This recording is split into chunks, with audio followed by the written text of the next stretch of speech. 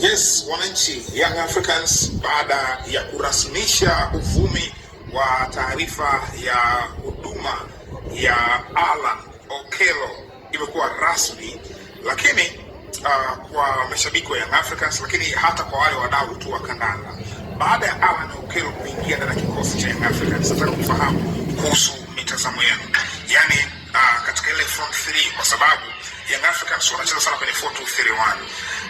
Ule utatu wa juu kabla ya mshambuliaji wa mwisho inawezekana kuwa ni Prince Dube, lakini hawa nyuma yake kuna viungo watatu.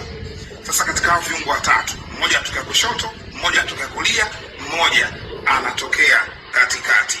Naomba mniambie pale, yani unawishi kumuona nani na nani? Unawishi kumuona Alan labda na Ekwa, au Alan na Pacome, au Alan na Max Nzengeli, yani ule utatu katika wale watu wanne, Lassine Kouma pia yuko hapo ndani na wengine. Wewe unawishi kuona ule utatu pale juu anakaa nani na nani? Weka comment yako kwenye comment section. All the best Young Africans. Wamefanya usajili mkubwa sana wa Alan Okello, ni miongoni mwa sajili kubwa ambayo wameifanya katika dirisha hili dogo la usajili. Yes.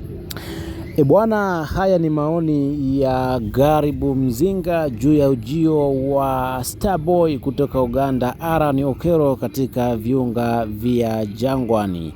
Anajaribu kufikiria itakavyokuwa katika eneo la ushambuliaji, kushoto akitokea Pacome, kulia akitokea Okello, katikati akatokea Maxi, lakini na Prince Dube Mpumbelelo itakuwa ni Yanga ya namna gani?